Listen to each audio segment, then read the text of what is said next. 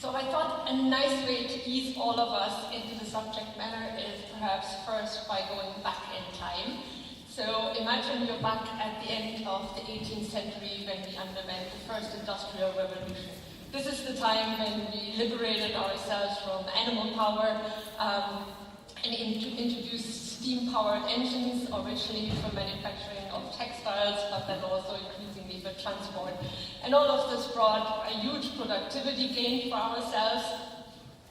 And since then, we've been rolling one industrial revolution after another. And each one of them improves our quality of life. So currently we're in the fourth industrial revolution, which is all to do with the rollout of machine learning algorithms. And like all the previous ones before, it comes with a huge amount of promise and potential. So if I may quote Jeff Dean from Google Brain, who did the keynote last year here, I mean, these algorithms have the potential to solve the grand engineering challenges of our century, like making solar power more economical and things like that. But there are also people who are really negative about it, right? There are people who worry that the machines will actually take our jobs. There are some people who worry about the AI apocalypse, the rise of the killer robots, you name it. The fact is, history has shown that we are going through these cycles of inventions which are followed by a series of society adjustments. So from that point of view, let's take a look at what the technology can actually do and what it can do, and how we as hardware engineers and computer architects can help enable its adoptions further and really help solve these meaningful engineering challenges. So let me begin by zooming in from the general computer science discipline of artificial intelligence, which describes everything in general that enables a machine to have some form of cognitive behavior. It encompasses a huge selection, a broad spectrum of algorithms that fit into this space. The ones we're mostly concerned with are the machine learning algorithms, which are all to do with, those are algorithms that are not being explicitly programmed, but that can actually figure it out by itself. And already in this, there is this concept that there's two phases to the application of a neural network or a machine learning algorithm, one being the phase where it trains and learns, and the second one where it's actually being deployed. Neural networks then are the predominantly used machine learning algorithm. Now, depending on where you get your statistics from, some people would say it's over 90%. Okay, so let's talk about convolutional neural networks.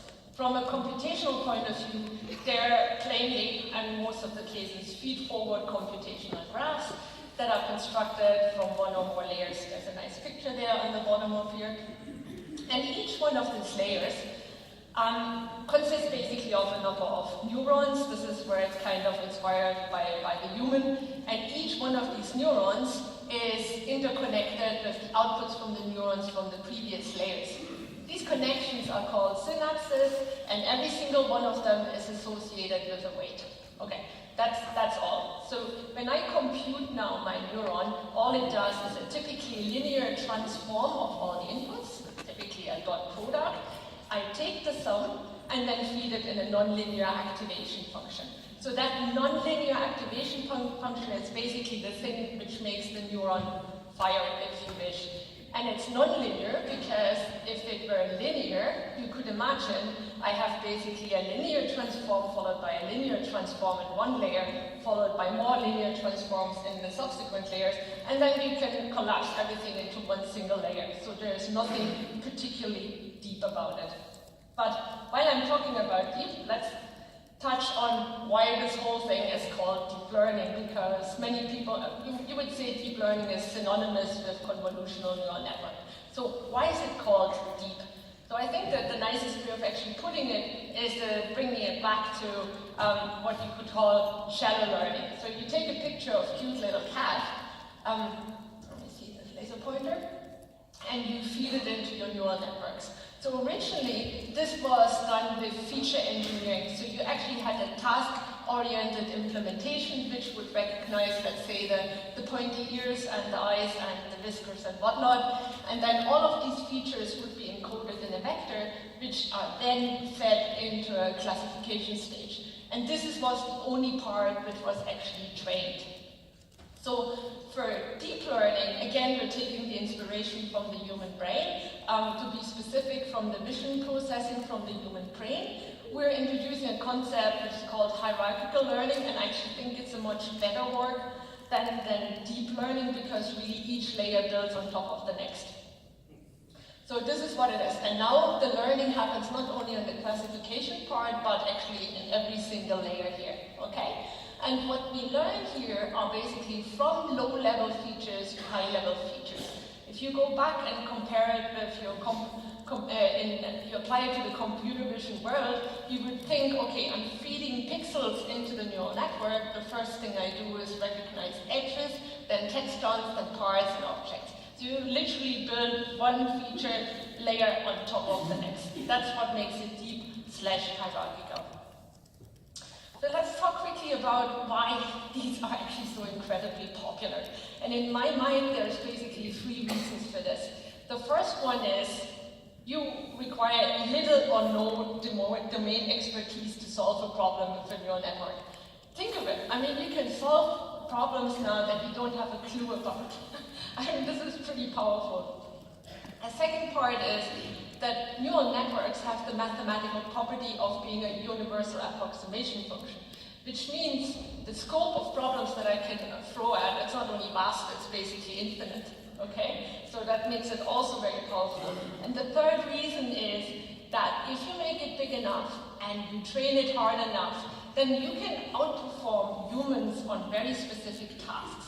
So if you go to your really popular ImageNet classification context map, right? You can see humans were here at around 5% accuracy, and since 2015, convolutional neural networks have beaten us. Now, this is a very specific task.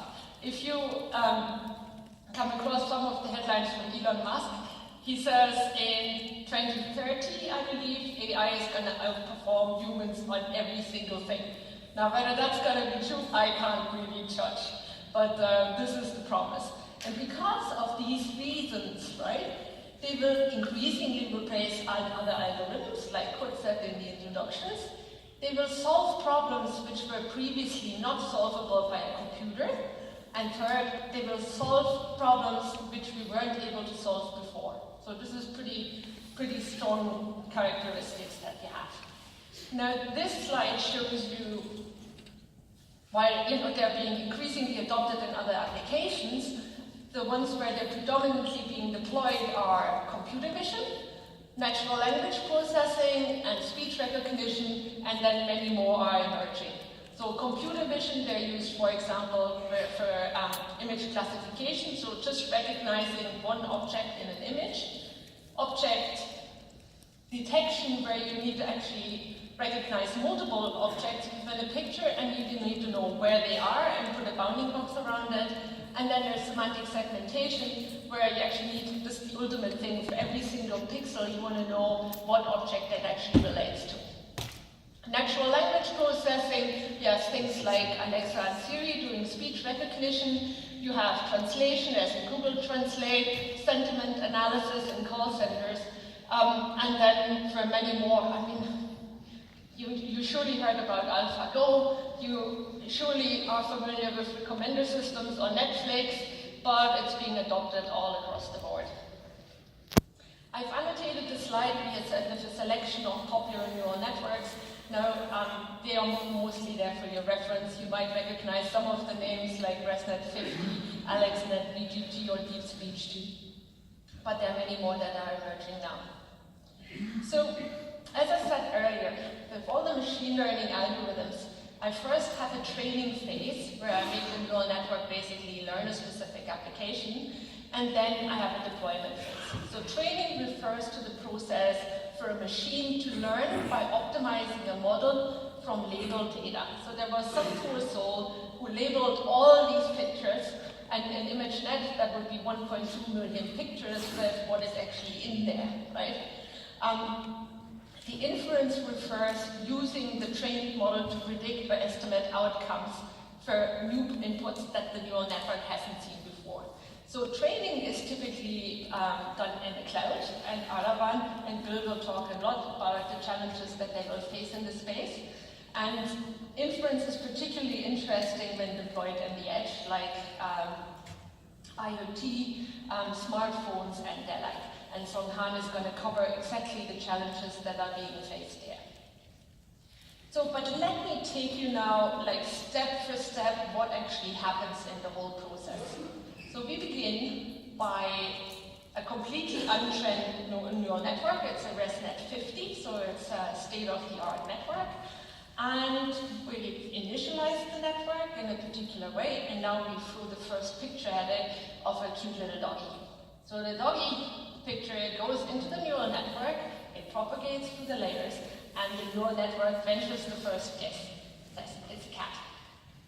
That computed to 7.7 billion operations. It's 70 layers that were required, and it has a model, so the collective of all the weights, a footprint of over 25 megabytes of weight storage. It's already beyond standard cache sizes on processors. Okay, so what happens now? As we said before,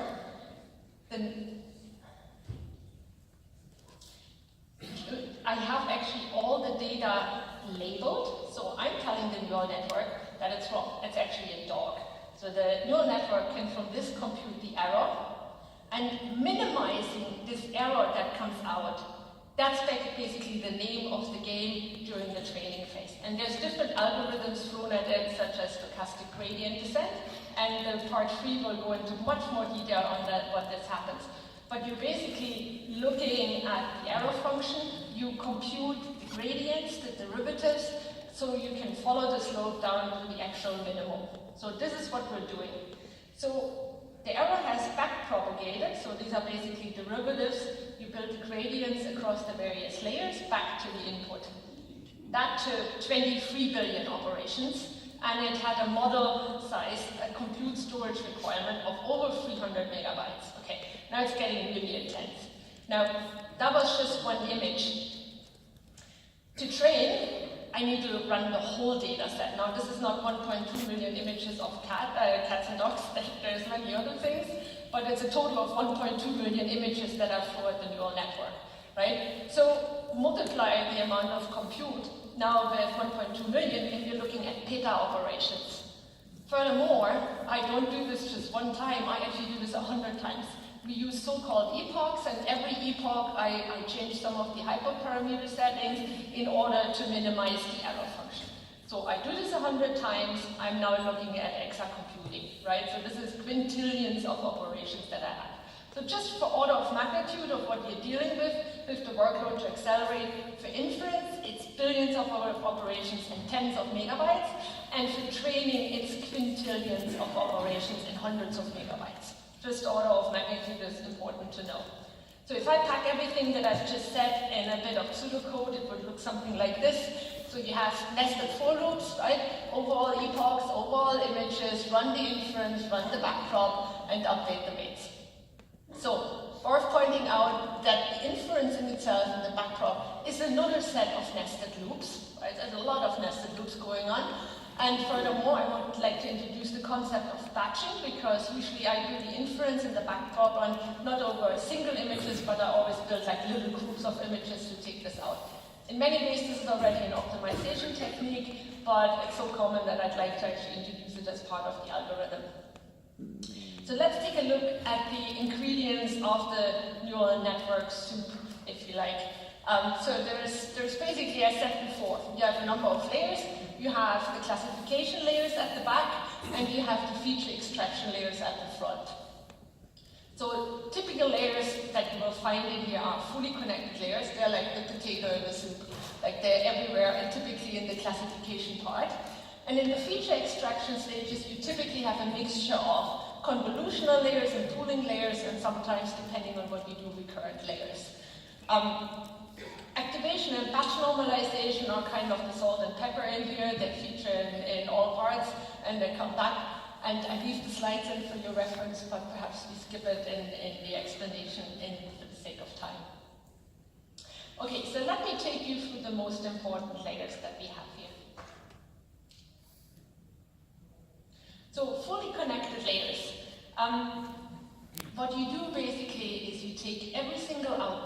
layer and cross-connected with every single input of that layer. Right? So the receptive field of every single neuron encompasses the entire input. Okay? It can be expressed as a matrix vector product with an element-wise nonlinearity applied afterwards. So it's very simple, right? So I have 4 output neurons here, so I have 4 columns, and for every single output I have 1 synapse coming in from a different input, so 3 weights associated with this. This gives you the vector field. So what are the implementation challenges here? First of all, connectivity, cross-connectivity is pretty tough to implement. Secondly, it's very high in terms of memory requirements. Now, rather than going through the formula, let me just show you some numbers. If you look at good old AlexNet here, the amount of weights required for the fully connected layers is around 58 millions compared to 2.3 millions for the convolutional weights. Similar for relationship for VGG16, and RESTAC50 is already one of the newer networks where they're trying to minimize the memory footprint for the fully connected layers because they're actually heavy duty. Now let's move on to convolutional layers. So convolutional layers, so this is an example of a 2D convolution, which means instead of operating on single inputs, I'm operating now on matrices, and they are called feature maps. So feature maps is the term to use. And the input to that layer is basically a number of feature maps. So they're called input channels.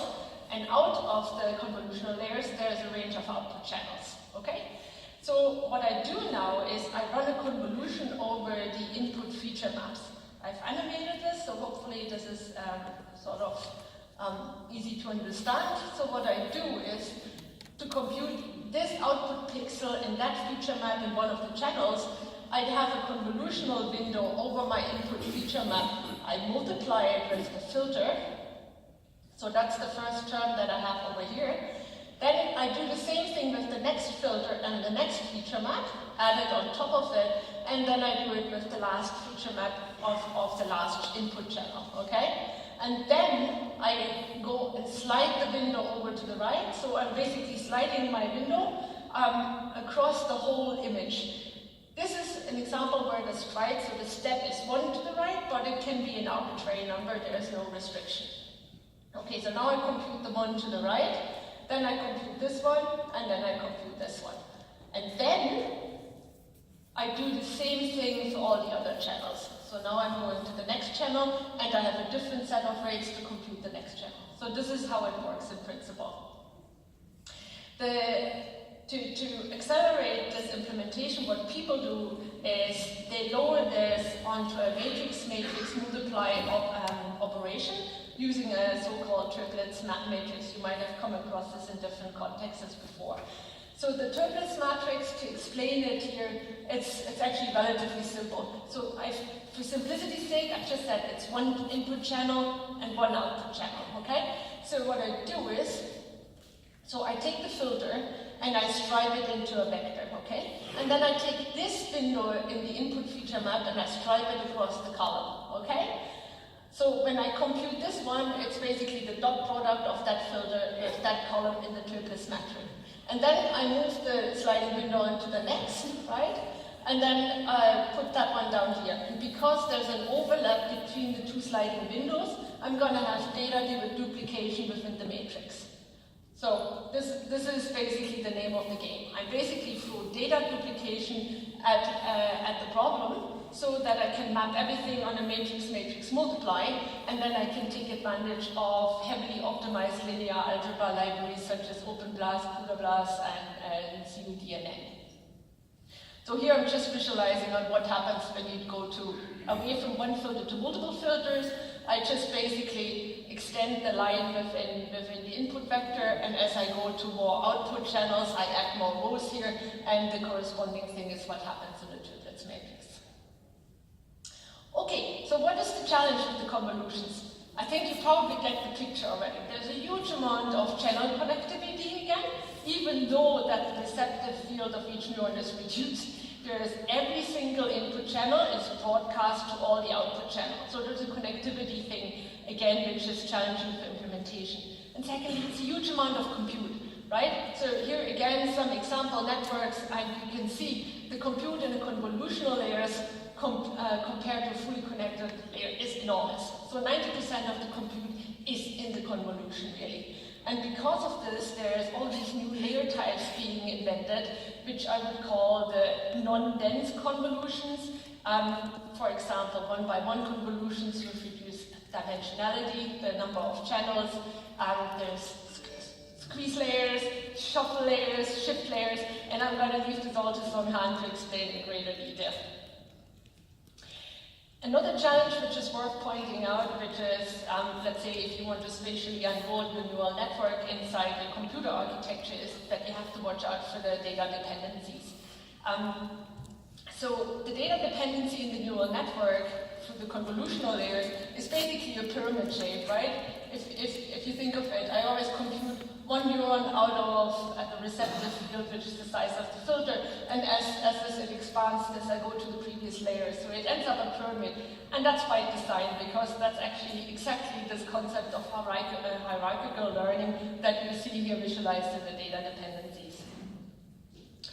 Okay, so then we have pooling layers. They are really easy to understand. They are simple downsamplers where I basically just take a window that I slide across my feature map, and I take the average or the maximum or whatnot out of this window. Okay, from a compute point of view, it's very low, and you could think of it, you could even potentially replace this with convolution with a larger stride, which we've actually done on some of the neural networks. So now, then there is the recurrent layers, and they're a little bit more tricky to understand. So they're introducing this concept of having state inside a neuron. And that's really important as you, for example, try to learn from a sequence of input data where there's like a dependency between the inputs that I feed it with. Think in the context of speech or optical character recognition.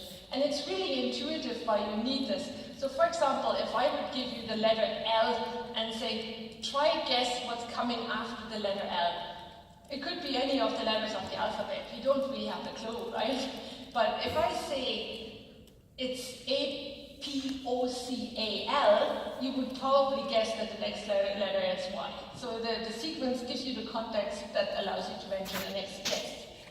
The second concept that they introduce is the unidirectional versus the bidirectional layer. And again, it's very intuitive to understand.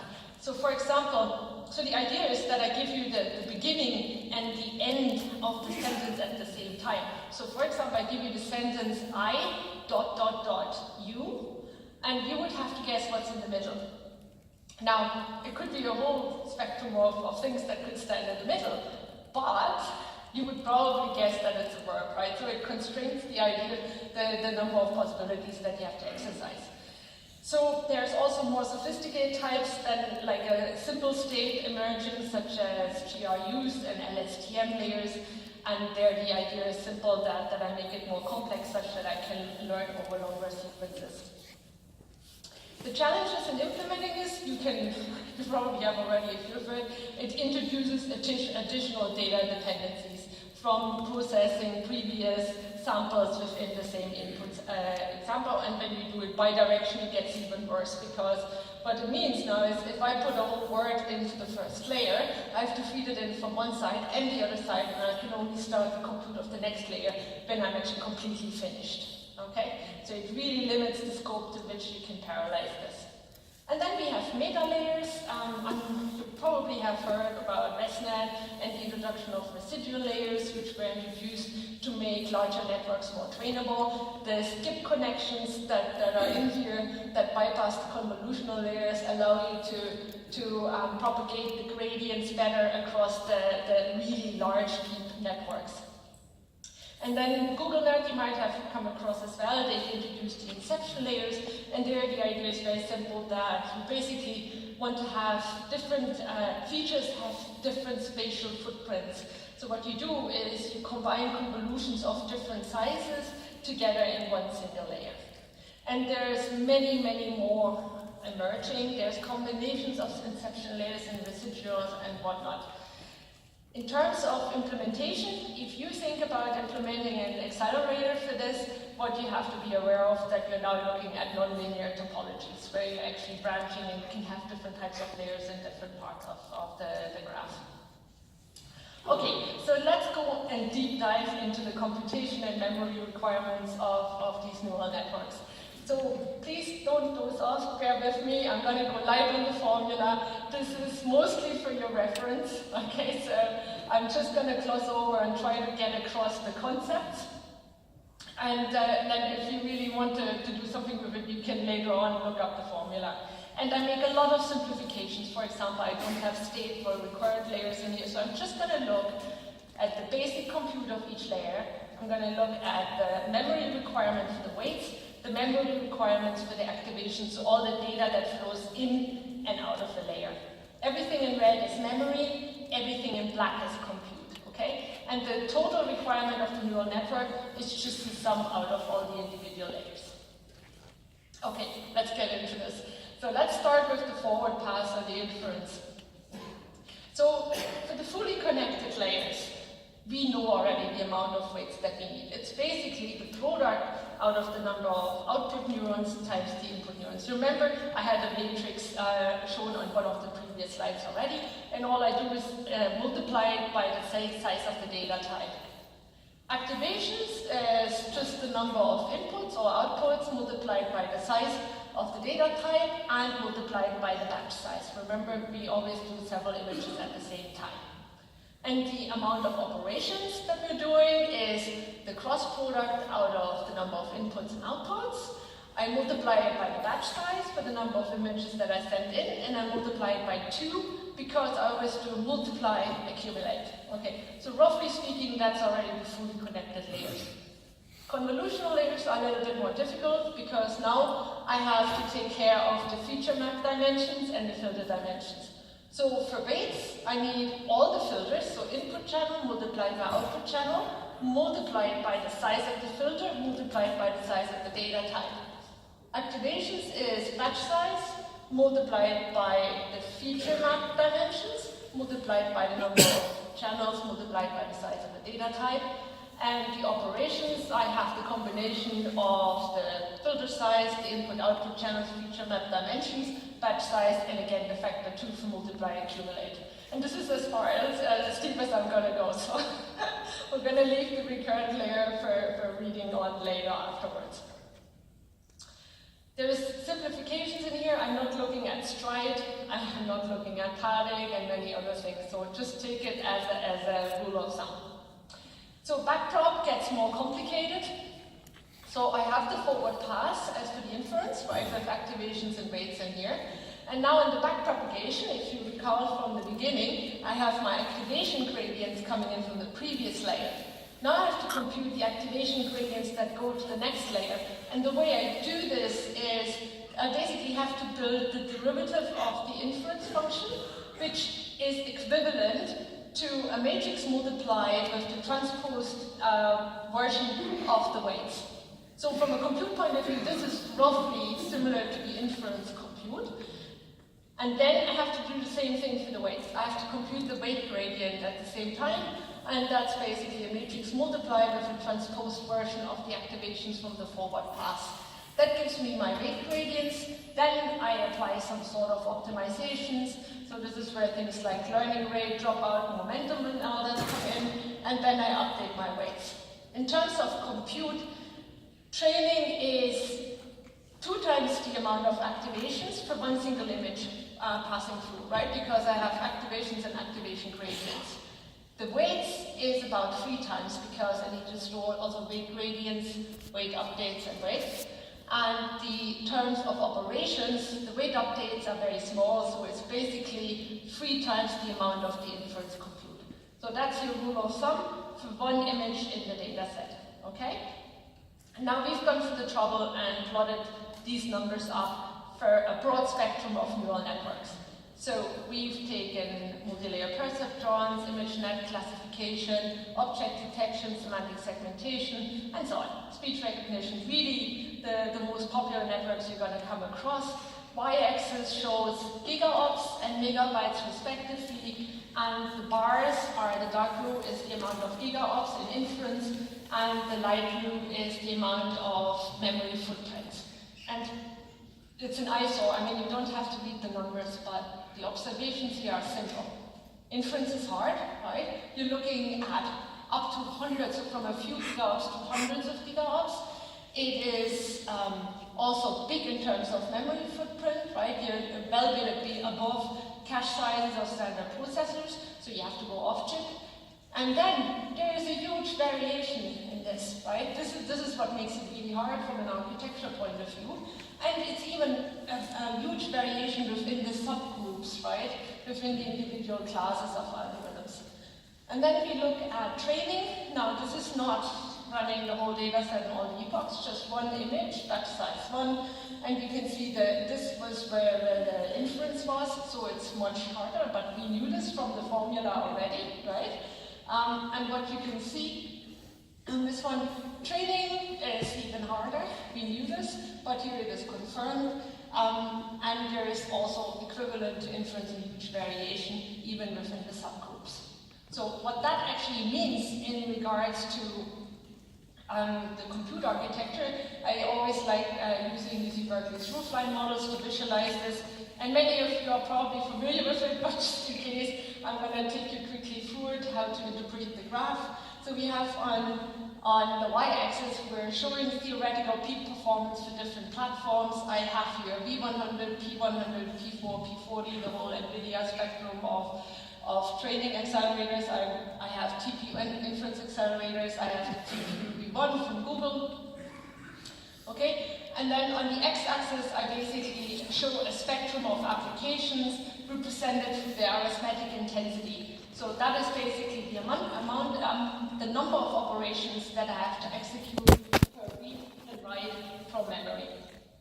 Okay, so the roof lines themselves are the theoretical peak performance of a specific platform.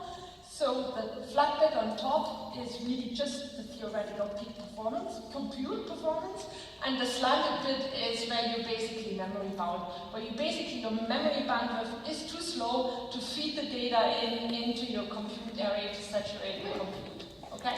So on this spectrum, applications are mapped as vertical lines. If they're on the left-hand side and hitting the diagonal, this is when you're memory bound, and the cross intersection is the peak performance you're going to get.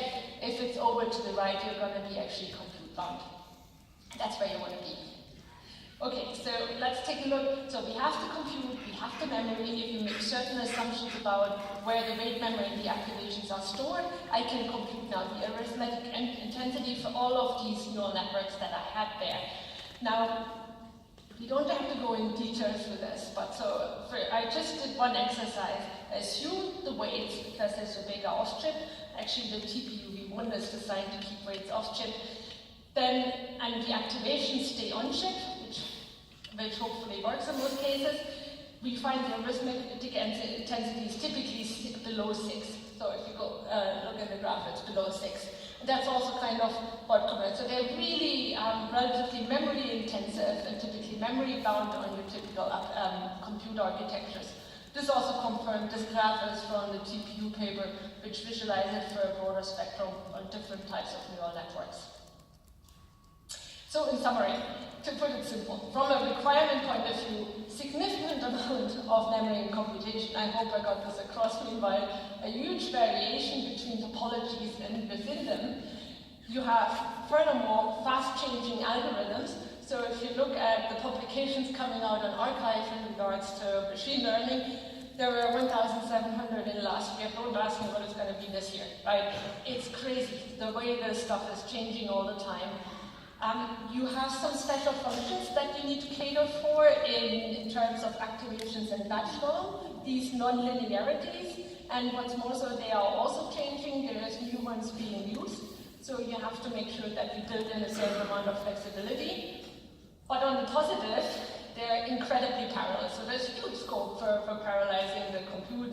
And for example, in convolutions, you can parallelize across filter dimensions, feature map dimensions, input and output channels, batches, and even orbit precisions. And I'll tell you a little bit more on that in a moment. Okay, so let's see on how this actually challenges your computer architecture. So I've been trying to do my best shot at drawing up a deep learning accelerator. So this is really rough, take this with a pinch of salt. I have some form of compute array in the middle. I have some partial sums, some local storage, I have wait buffers, I have activation buffers, I have some special functions for doing the activations, the non-linearities, and then I have a DMA engine and some external memory. Okay? The pain points are going to be simple. I have a huge amount of compute to do, right? And I have a variable amount of compute to do. So I need to be concerned about my efficiency of this array, and I'm going to be limited by the scalability, performance scalability with new technology nodes, right? So that's one. Second one, we've all calculated it out. My wait and activation requirements are so huge that I will spill into external memory, right? So, which means that my memory bandwidth might potentially become the bottleneck and starts the compute engine down here. And then on top of that, I have to, for inference at the edge, I have to worry about the power consumption. For real-time response, think about your voice-controlled robot. I have to worry about latency. So it's challenging. So all of this requires creative thinking, both on the algorithm side as well as on the architecture side. So I'm just going to talk very briefly about what is done in terms of algorithmic optimizations. This will be covered in much greater depth in the second part. So just to talk through them, so first thing that's been done is loop transformations to minimize external memory access. So think you basically want to maximize data reuse. How do you unfold that massively nested loop, basically? Pruning techniques of synapses and whole filters. You can actually throw away a lot of the compute in the neural networks and it still works. There's compression, which compresses the data before it's written to memory and after decompresses on the way back. There's transforms in different spaces to minimize the number of multipliers with Vinograd, FFTs, and Strassen. There's novel layer types. All I'm saying is squeeze, shuffle, and shift, and Solhan will cover that in greater detail. And then one of the most promising techniques is actually by reducing the precision in the data types and moving to different types of data representations. I'm going to talk about these a little bit more in detail because they also have implications on the architectures that we're going to cover.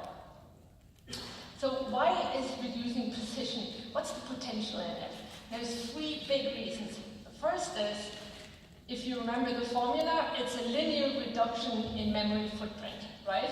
So if I go from a ResNet and floating point to a binary ResNet, I'm reducing my memory footprint by 32x. I'm now down to a few megabytes, and guess what? I can fit that on chip and all my worries go away. So this is a big deal. Secondly, the cost of computing a reduced precision operation, the arithmetic cost, is significantly reduced. Now, in FPGA country, we've exercised all the different positions out and computed the cost, the implementation cost.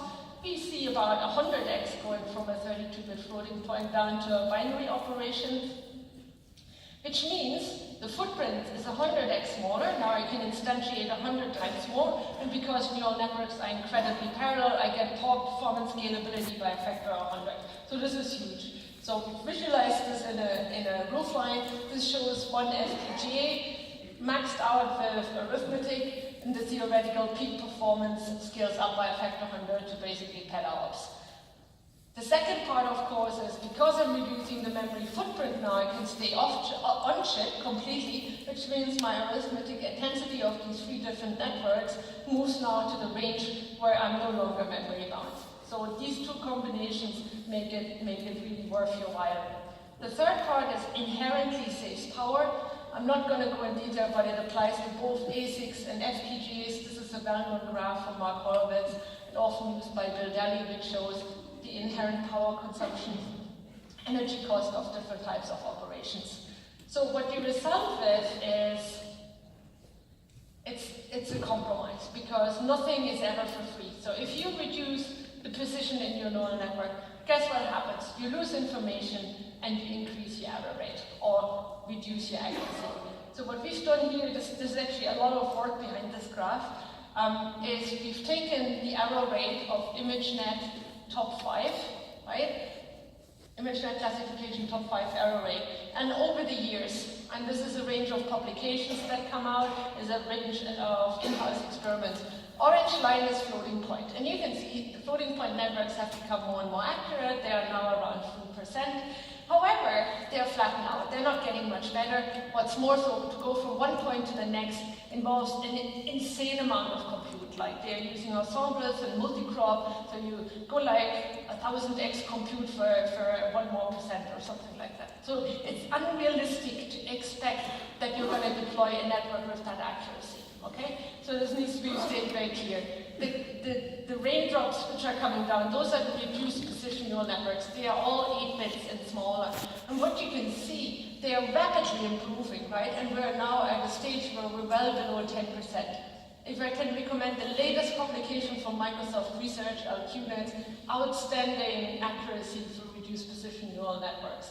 They're really coming there. The accuracy gap is closing with new training techniques and many other things which are completely orthogonal to your compute cost.